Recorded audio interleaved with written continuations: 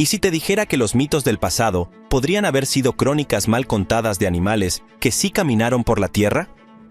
Desde lobos terribles que superaban en tamaño a cualquier perro moderno, hasta dragones que podrían haber sido, en realidad, serpientes prehistóricas gigantes. Incluso el temido Kraken, ese monstruo de los mares, podría haber sido algo más que una leyenda de marineros asustados. Lo cierto es que, por siglos, hemos mirado el pasado con incredulidad, pero la ciencia ha revelado secretos que nos dejan con la boca abierta. Criaturas que parecían sacadas de la imaginación resultaron ser más reales de lo que pensábamos.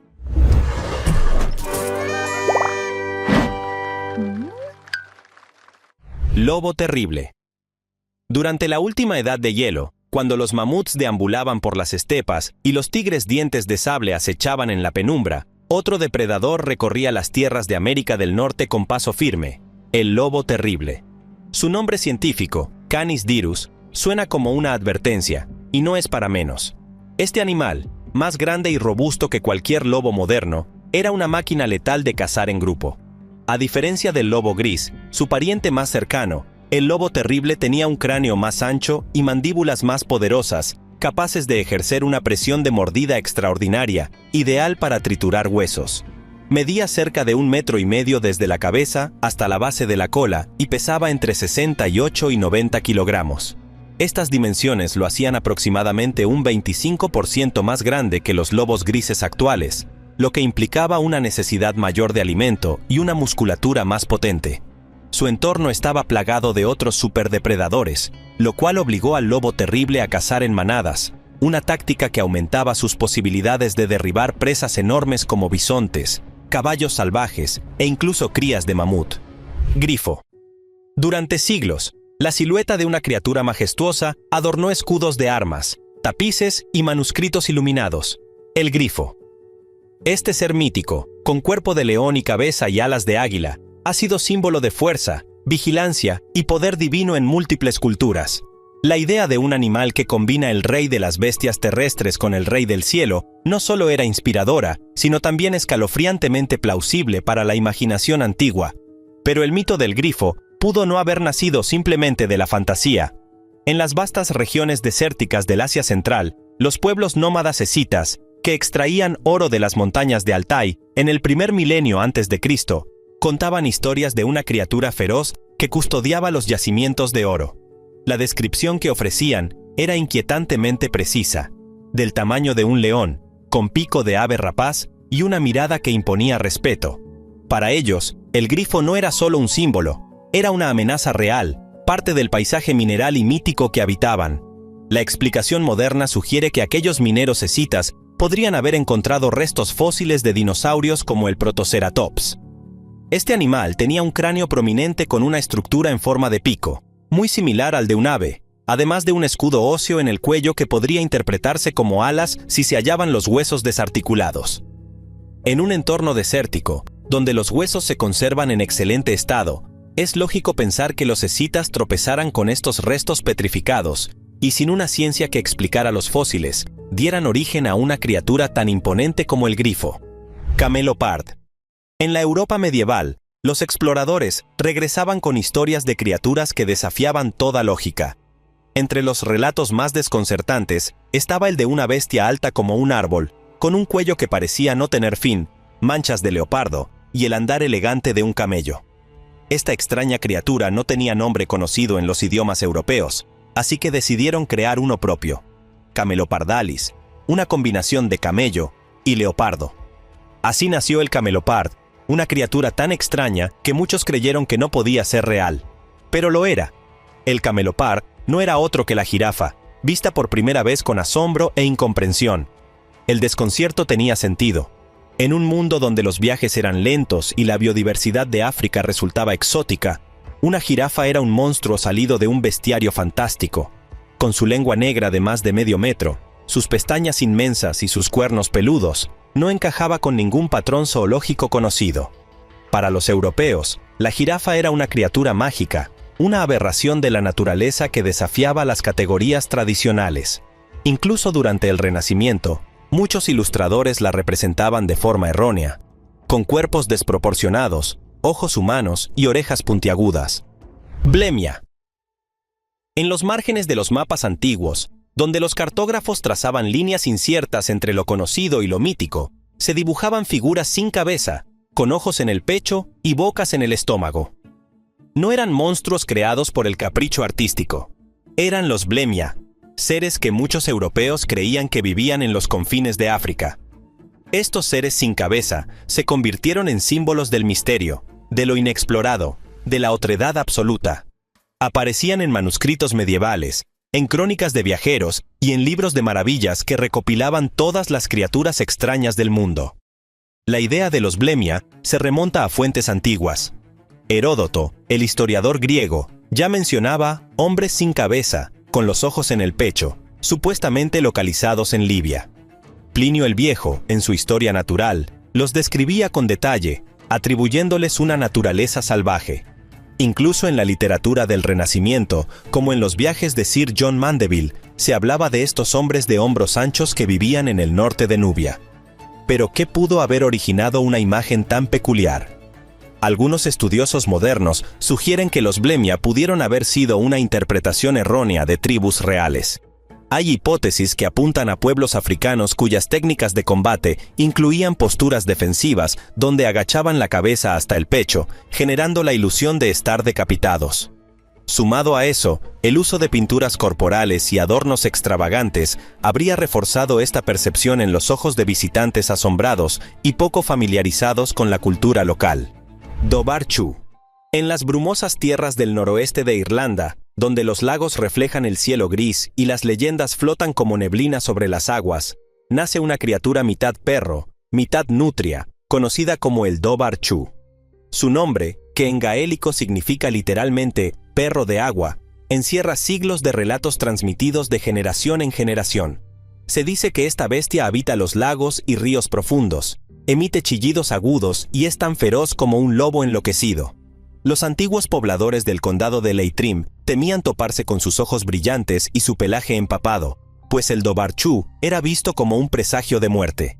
Las historias más antiguas lo describen como una criatura del tamaño de un perro grande, con el cuerpo alargado como el de una nutria, una fuerza descomunal y una velocidad inhumana tanto en tierra como en el agua. En algunas versiones, su mordida era lo suficientemente potente como para romper huesos, y su agilidad le permitía atacar y desaparecer sin dejar rastro. Hay incluso tumbas que hacen referencia directa a víctimas del Dobarchu, como la de Grace Connolly, muerta en 1722, cuya lápida en el cementerio de Glenaid tiene una imagen de la criatura grabada en piedra. Zorro de 9 colas. Entre los susurros del folclore asiático, existe una criatura que ha cautivado corazones y atemorizado aldeanos durante siglos: el zorro de 9 colas. Conocido como Kitsune en Japón, Huli-jin en China y Gumiho en Corea, este ser ha trascendido las fronteras culturales para convertirse en un ícono de la mitología oriental.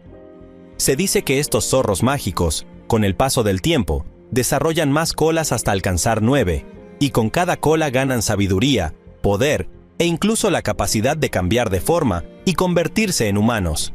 Pero no todos los cuentos retratan al zorro de 9 colas como una entidad benevolente. En muchas historias chinas y coreanas, estos seres son engañosos, seductores y peligrosos. Se transforman en mujeres hermosas para seducir a los hombres y en algunos casos, robar su energía vital. En Japón, sin embargo, los kitsune pueden ser protectores, sirvientes del dios sintoísta Inari, o incluso amigos leales de los humanos. Esta ambigüedad moral ha convertido al zorro de 9 colas en una figura fascinante entre la sombra y la luz. Calamar gigante. Durante siglos, los marineros contaban historias aterradoras sobre criaturas que emergían de las profundidades del océano, envolvían barcos enteros con sus tentáculos y arrastraban a los hombres hacia una muerte segura. Estas leyendas hablaban del Kraken, un monstruo marino gigantesco que, según algunos relatos, habitaba las costas de Noruega. Aunque muchos desestimaban estas historias como invenciones para atemorizar a los aprendices, la realidad resultó más inquietante que la ficción. El calamar gigante existe. El calamar gigante, cuyo nombre científico es Architeuthis dux, es uno de los invertebrados más grandes del planeta. Durante mucho tiempo, su existencia fue debatida entre científicos, ya que los avistamientos eran escasos y los cadáveres que llegaban a la costa estaban en mal estado. No fue sino hasta 1857 que el zoólogo danés Chapetus Steenstrup confirmó que las descripciones eran reales, basándose en fragmentos de tentáculos que habían sido encontrados en el estómago de cachalotes. Kraken, remolinos. Durante siglos, las aguas heladas del norte de Noruega ocultaron un secreto que encendía el temor en los corazones de los marineros: el kraken. En los cuentos transmitidos de boca en boca, esta criatura colosal podía emerger de las profundidades, envolver barcos enteros con sus tentáculos y generar remolinos tan poderosos que tragaban embarcaciones sin dejar rastro. Pero lo más intrigante de la leyenda del kraken no era solo la bestia en sí, sino el fenómeno natural que a menudo la acompañaba: el maelstrom. El kraken era descrito con proporciones que desafiaban la imaginación. Algunos hablaban de un cuerpo tan grande que se confundía con una isla. Otros decían que sus tentáculos eran tan largos como mástiles de navíos. Sin embargo, con el paso del tiempo, los relatos comenzaron a evolucionar. A medida que la ciencia exploraba los océanos, la existencia de criaturas como el calamar gigante ofreció una explicación biológica parcial al mito. Pero el remolino que supuestamente acompañaba al kraken tenía otra historia. Moby Dick, cachalote del Essex. En el corazón del Pacífico, bajo un cielo abrasador y entre olas traicioneras, ocurrió un encuentro que cambiaría la literatura para siempre. El año era 1820 y el ballenero estadounidense Essex navegaba cerca de las costas de Sudamérica cuando fue embestido por un cachalote colosal. Este incidente, tan aterrador como fascinante, inspiraría décadas más tarde a Herman Melville para escribir Moby Dick, una de las novelas más influyentes de la historia. Sin embargo, lo que muchos desconocen es que esta historia, aparentemente ficticia, se basó en hechos reales documentados con precisión escalofriante. El ataque del cachalote ocurrió el 20 de noviembre, en medio del océano. Según relatos de los sobrevivientes, el animal medía unos 26 metros de largo y golpeó el barco con una violencia inusitada, no una sino 2 veces, provocando su hundimiento. La tripulación, compuesta por 20 hombres, logró escapar en botes salvavidas, pero su odisea apenas comenzaba. Durante más de 90 días, flotaron a la deriva enfrentando hambre, sed y la desesperación absoluta. Solo 8 sobrevivieron. Algunos recurrieron al canibalismo para no perecer. Caribdis. En las profundidades del estrecho de Messina, entre Italia y Sicilia, se alzaba una amenaza tan temida por los antiguos navegantes que su nombre pasó a ser sinónimo de peligro ineludible: Caribdis. Según la mitología griega, Caribdis era una criatura marina monstruosa que vivía en una cueva submarina y devoraba enormes cantidades de agua 3 veces al día, creando remolinos capaces de tragar barcos enteros. Quienes lograban evitarla, sin embargo, tenían que enfrentarse a Escila, otro monstruo marino que vivía en el lado opuesto del estrecho. Estar entre Escila y Caribdis se convirtió así en una metáfora inmortal, atrapado entre 2 males inevitables. Caribdis, hija de Poseidón y Gea, fue castigada por Zeus por haber ayudado a su padre a inundar tierras humanas. Como castigo, fue transformada en una criatura voraz, condenada a tragar el mar cada día. Los relatos de Homero la describen como una garganta abismal que succionaba el océano con tal fuerza que ni los dioses podían salvar a una nave atrapada en su torbellino. Ulises, en su viaje de regreso a Ítaca, tuvo que navegar entre estos 2 horrores, eligiendo el mal menor: Imuji. En los rincones más antiguos del folclore coreano, entre montañas envueltas en niebla y cavernas húmedas bañadas por el eco de la lluvia, habita el mito del Imuji. Esta criatura serpentina, imponente y poderosa, ha sido parte del imaginario popular durante siglos. Se dice que el Imuji es una serpiente gigantesca que aún no se ha convertido en dragón. No es un ser maligno, pero tampoco ha alcanzado su forma más elevada. Según la tradición, un Imuji debe vivir 1000 años y superar diversas pruebas espirituales para transformarse finalmente en un dragón celestial, símbolo de sabiduría y dominio. A diferencia de los dragones occidentales, asociados con fuego, destrucción y codicia, los dragones del este asiático representan fuerzas naturales, equilibrio y, en muchas ocasiones, justicia divina. Sin embargo, el Imuji es un ser en transición. Aunque algunas leyendas lo retratan como una criatura tímida y bondadosa, otras lo presentan como un monstruo solitario, envuelto en frustración por no haber conseguido aún su ascensión. Hombre lobo. En la Francia del siglo XVIII, una región montañosa y densamente boscosa llamada Gévaudan se convirtió en el escenario de una serie de ataques tan espeluznantes que sacudieron a todo el reino. Se decía que una criatura descomunal, con ojos ardientes, pelaje oscuro y colmillos afilados, cazaba a los campesinos sin piedad. Las víctimas eran encontradas mutiladas, muchas veces con la garganta destrozada. Entre 1764 y 1767, más de 200 personas fueron atacadas, de las cuales al menos 113 murieron. Así nació la leyenda de la bestia de Gévaudan, a quien muchos creyeron un hombre lobo real. Los testimonios de los sobrevivientes y de quienes encontraban los cuerpos alimentaron el miedo colectivo. Algunos describían una criatura que caminaba erguida como un humano. Otros juraban que se trataba de un lobo del tamaño de una vaca. El rey Luis XV envió cazadores reales y recompensas fueron ofrecidas por su cabeza. Se organizaron batidas con centenares de hombres armados, pero la bestia parecía esquivar cada emboscada como si supiera leer la mente de sus perseguidores. Bunjip. En las vastas y remotas tierras del sureste de Australia, los pueblos aborígenes compartieron durante siglos la leyenda del Bunjip, una criatura misteriosa que habitaba en los pantanos, billabongs y ríos tranquilos. Su nombre proviene del idioma Wemba Wemba y se traduce comúnmente como diablo o espíritu maligno. Los relatos varían. Algunos lo describen con cabeza de perro y cuerpo de foca, otros afirman que tenía un cuello largo como el de un cisne y un rugido capaz de hacer temblar la tierra. Pero todos coincidían en algo. El Bunjip era temido, evitado y profundamente respetado. Los ancianos contaban que el Bunjip era un ser nocturno que arrastraba a los desprevenidos hasta lo más profundo del agua. Algunos decían que protegía los lugares sagrados y que atacaba solo a quienes los profanaban. Otros afirmaban que era una criatura vengativa, un espíritu de tiempos antiguos que sobrevivió al paso de las eras. Su carácter ambiguo, mitad guardián, mitad asesino, lo convirtió en un símbolo poderoso en la mitología aborigen. Ciervo vampiro. En las montañas escarpadas y bosques fríos de Asia, un animal ha desconcertado por siglos a quienes se atreven a cruzarse en su camino. Su cuerpo se asemeja al de un ciervo, pero en lugar de astas, porta dos colmillos largos, afilados y curvos que emergen desde su mandíbula superior. Esta criatura, a la que muchos llaman ciervo vampiro, parece sacada de una historia gótica. Sin embargo, no es una invención. Se trata del ciervo almizclero, un mamífero real que pertenece al género Moschus y que, lejos de chupar sangre, es un herbívoro solitario e inofensivo. El apodo de vampiro proviene exclusivamente de su apariencia. Los colmillos, que pueden alcanzar hasta 10 centímetros en los machos, no se utilizan para cazar, sino para luchar contra otros machos durante la temporada de apareamiento. Estos animales no tienen cuernos, por lo que los colmillos cumplen una función territorial y reproductiva similar.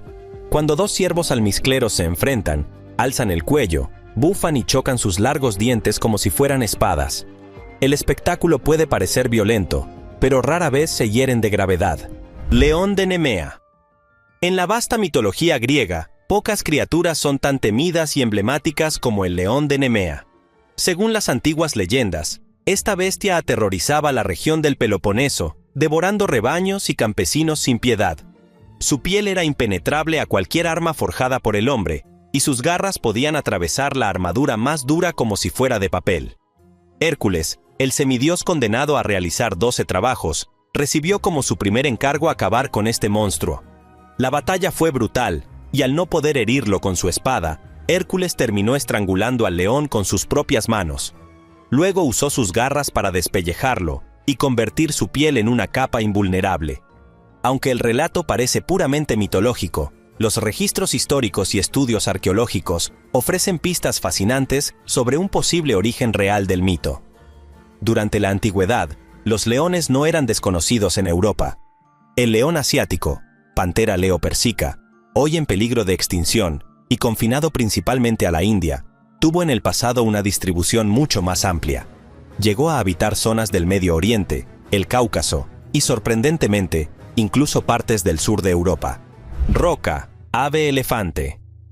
En las leyendas árabes recopiladas en las 1001 noches, aparece un ave tan gigantesca que podía levantar elefantes con sus garras y lanzarlos desde las alturas para alimentarse de sus restos.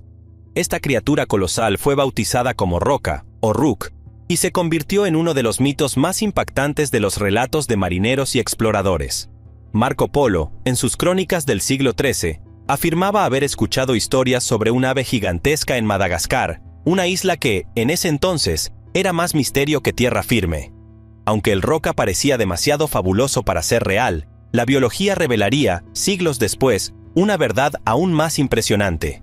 En Madagascar existió efectivamente un ave de proporciones extraordinarias, el ave elefante, cuyo nombre científico es Aepyornis maximus.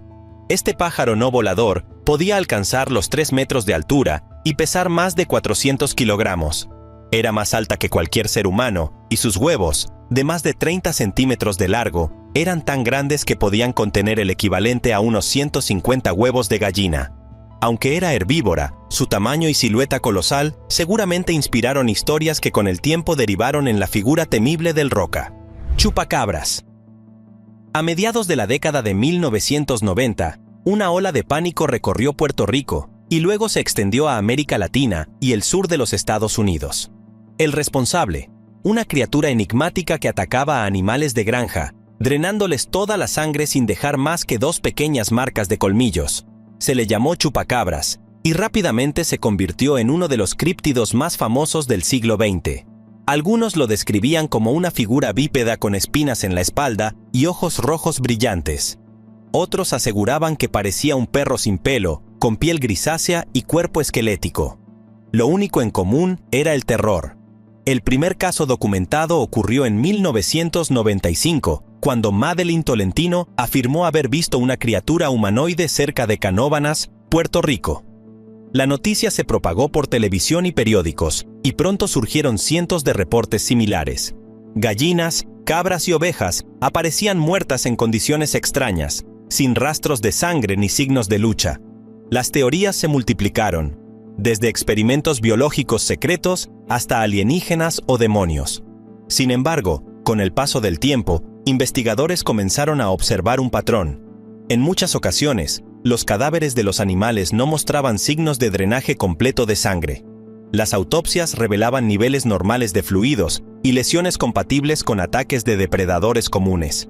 Entonces, surgió una explicación mucho más terrenal: perros, coyotes y zorros infectados con sarna sarcóptica. Esta enfermedad, causada por ácaros, provoca la pérdida completa del pelaje, piel engrosada, costras e inflamación severa, dando a los animales una apariencia monstruosa. Unicornios, narval y rinoceronte. Durante siglos, los unicornios fueron considerados animales reales. Reyes, nobles y hasta papas compraban con entusiasmo los supuestos cuernos de unicornio por sumas astronómicas, convencidos de que poseían propiedades mágicas. Podían detectar veneno, curar enfermedades e incluso prolongar la vida. En manuscritos medievales se describía al unicornio como un caballo blanco puro, con un solo cuerno espiralado que brotaba del centro de su frente. Era imposible de capturar, excepto por una virgen, ya que se decía que solo ellas podían domarlo. Pero, ¿existió alguna vez esta criatura tan venerada? La respuesta está, curiosamente, en los mares del norte. El narval, Monodon monoceros, un cetáceo que habita las frías aguas del Ártico, posee un colmillo largo, retorcido y puntiagudo que puede alcanzar hasta 3 metros. Este colmillo, que en realidad es un diente que atraviesa su labio superior, fue recolectado por los vikingos y vendido a través de comerciantes como cuerno de unicornio.